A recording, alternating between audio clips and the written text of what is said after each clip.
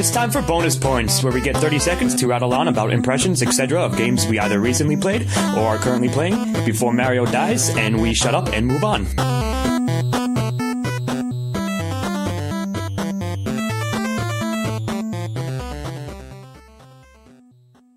So I was playing Rebel Galaxy for a while. Less Star Wars and more space truckers.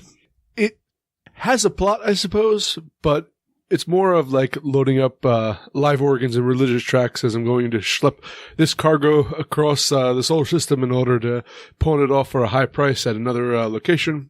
After I got past the first solar system to the next one and saw that it was the exact same thing, I just stopped playing because... So I picked up a game called KHOLAT, which is a Russian-based developer and also based on apparently a true story from back in like the 70s where a group of campers went missing in the Russian mountains.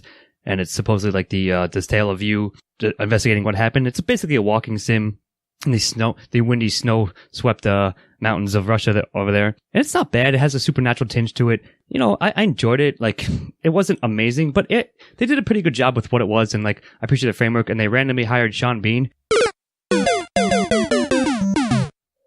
So I played Dark Souls 3, or I'm playing Dark Souls 3, and it's been pretty great. It reminds me a lot of what I loved about Dark Souls 1. It's incredibly hard. It just has this great atmospheric medieval feel to it. I suppose if there's one drawback to the game, it's made a little bit easier than the first one by adding a whole bunch more bonfires and things like that, places to stop. But the boss designs are amazing, the level designs are incredible, and it's just a blast to play. So I meant to review Pillar several episodes ago, but I keep forgetting to, or other games take precedent.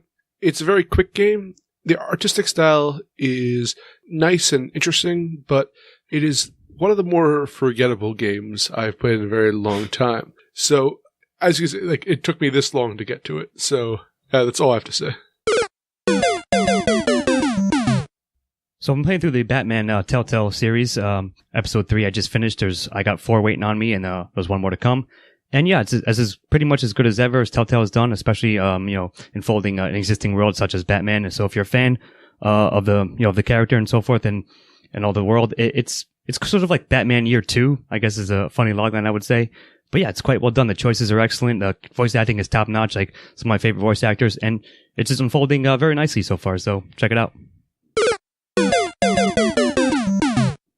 So I've started playing Mirror's Edge Catalyst, and I was a huge fan of the original Mirror's Edge. And this is an improvement on all fronts of that game. So if you really enjoy the first Mirror's Edge, like this one will meet your expectations for a reboot/sequel, an open world atmosphere, which you're just kind of doing some first-person parkour. It works really well.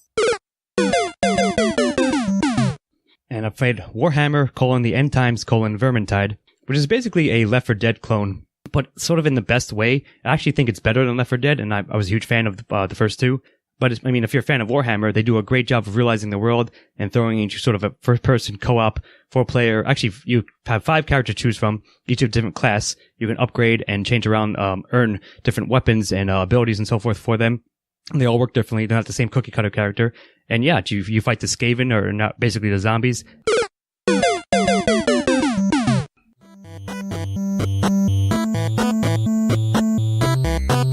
This has been Syntax Error. Thank you as always for listening, and we will see you next time.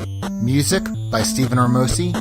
Editing and engineering by Scott Thurlow. Syntax Error is part of a Lost Signals Productions. All rights reserved.